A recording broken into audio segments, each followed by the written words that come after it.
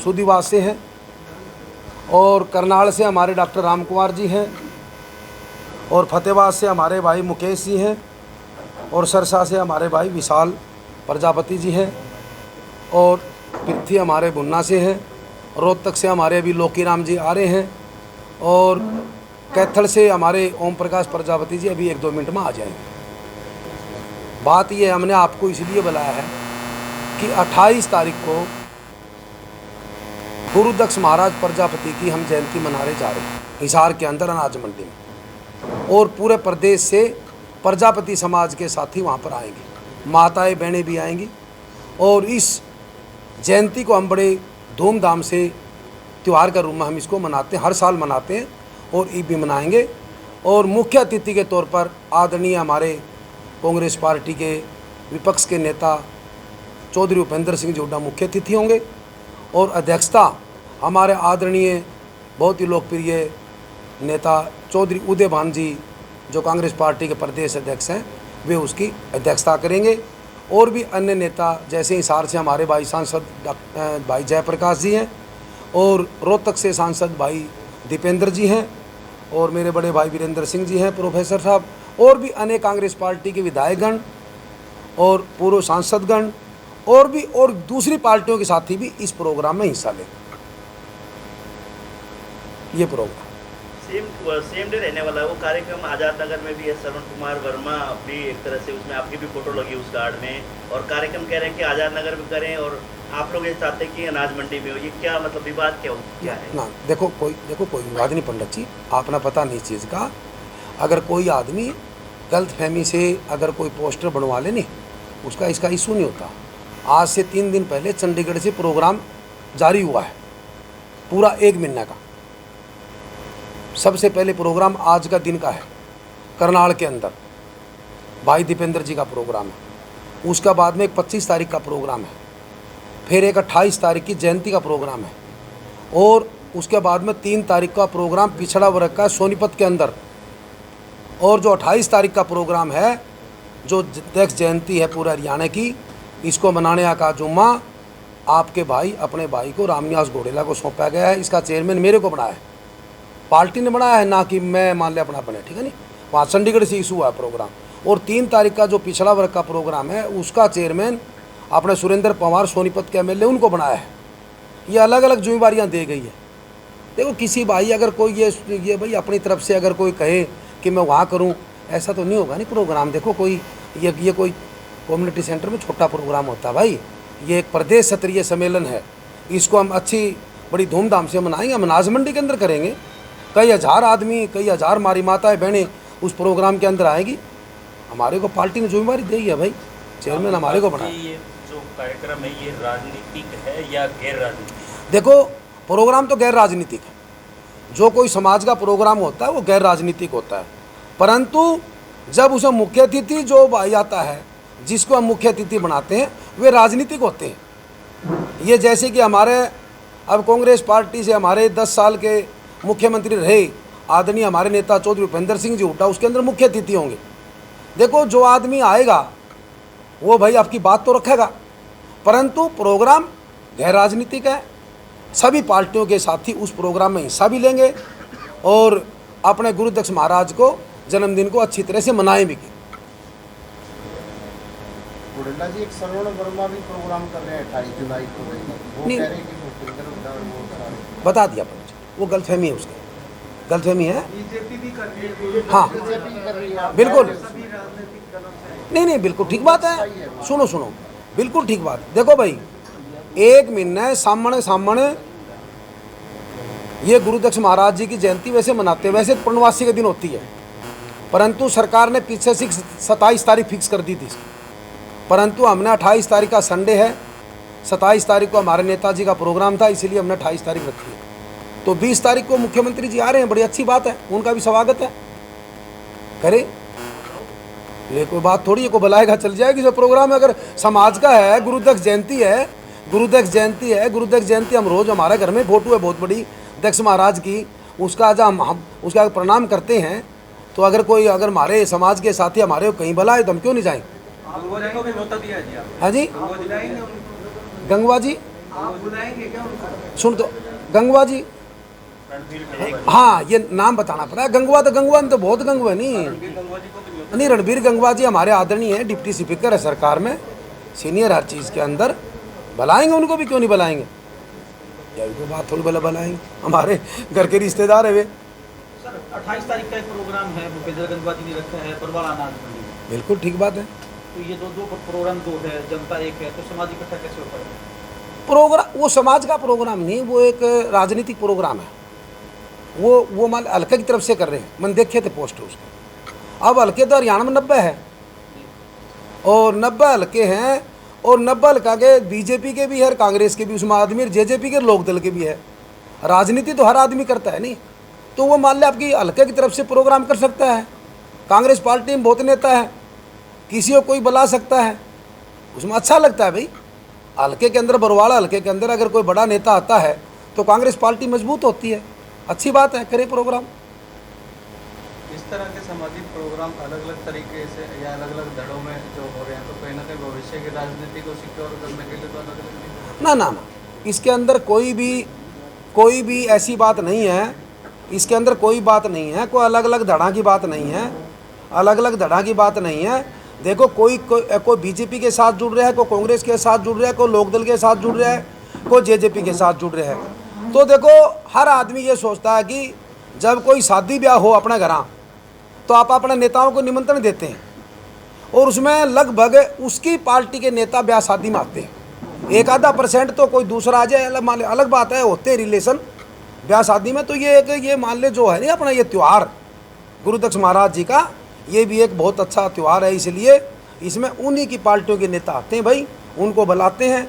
और हमारा तो ये कांग्रेस पार्टी की तरफ से शेड्यूल जारी भी हुआ है कि हम पूरे हरियाणा प्रदेश के अंदर हर समाज के प्रोग्राम करेंगे, उसमें हर समाज की भागीदारी भी होगी। तो इस प्रोग्राम के द्वारा कहीं ना कहीं शक्ति प्रदर्शन भी रहेगा?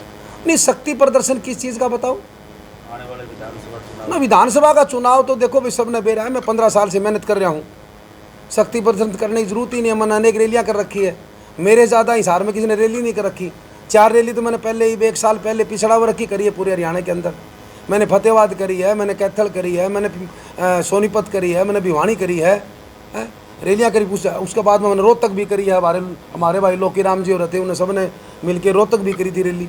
तो देखो ये नहीं है कि मैं आपको बताना चाहता हूँ क्लियर बात है, शक्ति प्रदर्शन वो आदमी दिखाएगा जिसको दिखाने की ज़रूरत है। हमारे बारे में जनता जानती है। तो आप अपनी टिकट को लेकर पूर्णतः आश्वस्त? नहीं, टिकट तो पार्टी का फैसला है, पार्टी का नेताओं का फैसला है।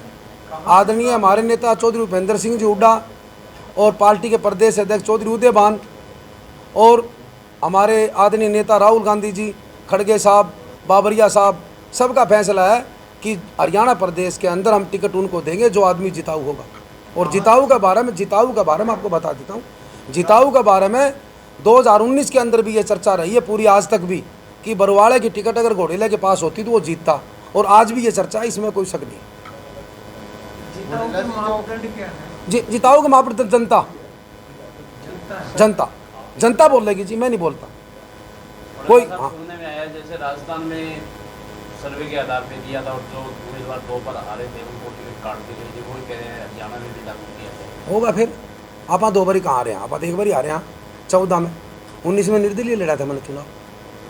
देखो ऐसे नहीं, सुन मेरी बात, आज चौधरी उदयभान जी जब से प्रदेश अध्यक्ष बने, 40 एक्स MLA, पूर्व मंत्री, पूर्व सांसदों ने कांग्रेस पार्टी को ज्वाइन किया है,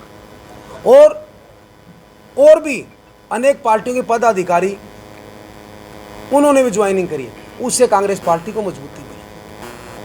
अगर जो मजबूत आदमी पार्टी में आएगा तो उससे पार्टी को मजबूती मिलती है, इसमें कोई वाह कहने की बात नहीं। तो 2 बारी आ रहे, 1 बारी आ रहे, वो तो पार्टी का फैसला कैसे करना है।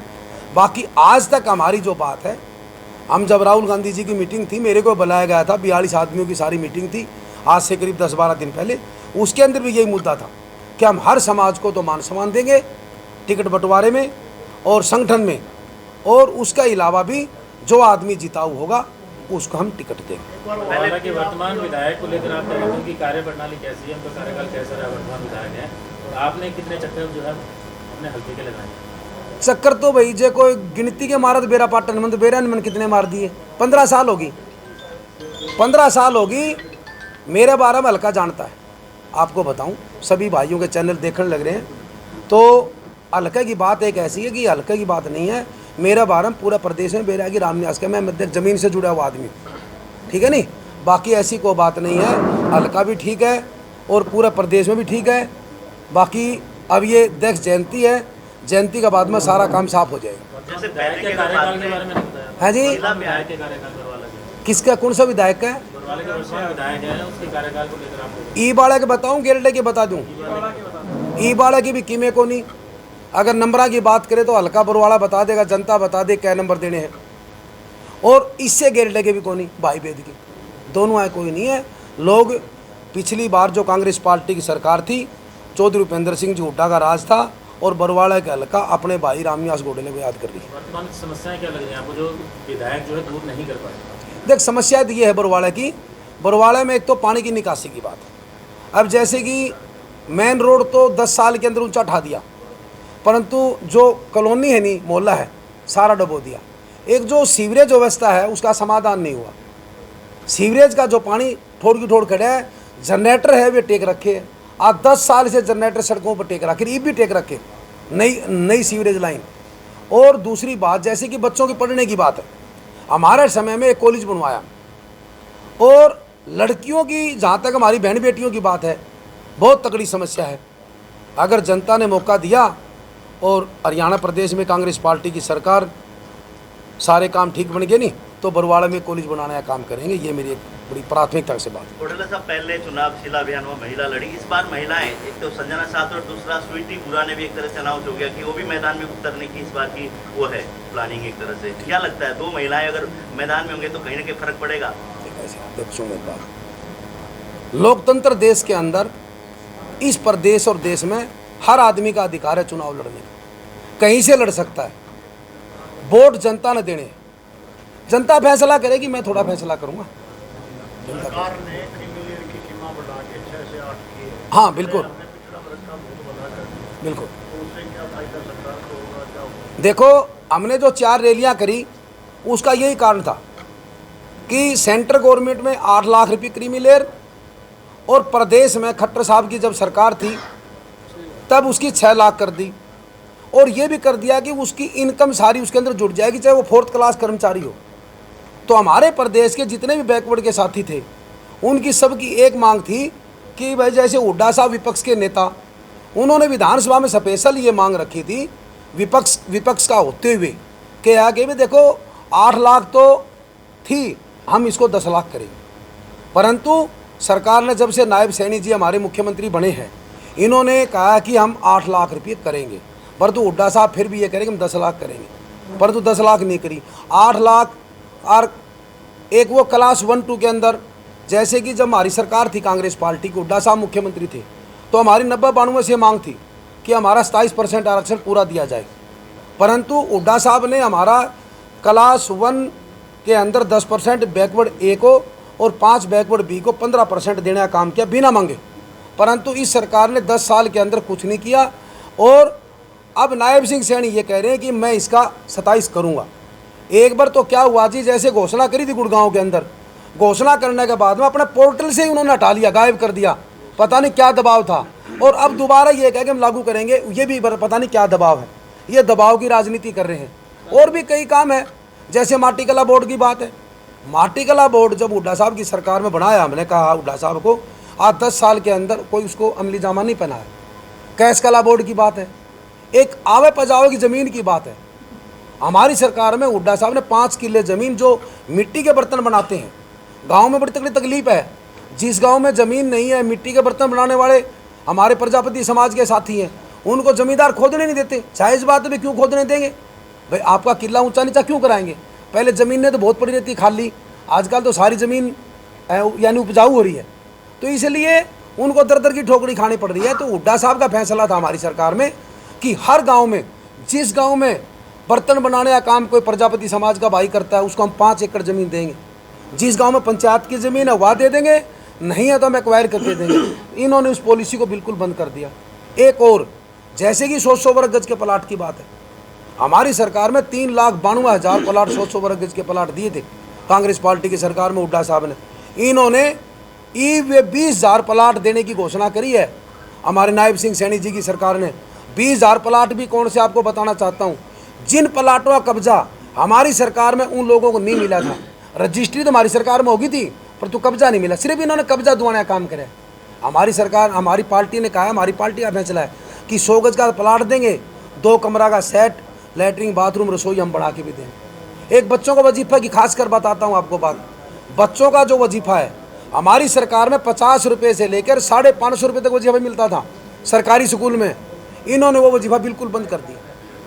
तो कई काम ऐसे हैं जो इन्होंने गलत करे, परंतु अब देखो बैकवर्ड के साथी लगाओ चाहे प्रजापति समाज के साथी लगाओ, उन्होंने फाइनल फैसला कर लिया है कि ये सरकार हमारे हित की सरकार नहीं है। हम कांग्रेस पार्टी की सरकार बनाना चाहते हैं और आदरणीय हमारे नेता चौधरी उपेंद्र सिंह जी हुड्डा और चौधरी उदय भान जी के नेतृत्व में हम हरियाणा प्रदेश के अंदर कांग्रेस पार्टी की सरकार बनाना चाहते हैं। ये लोकीराम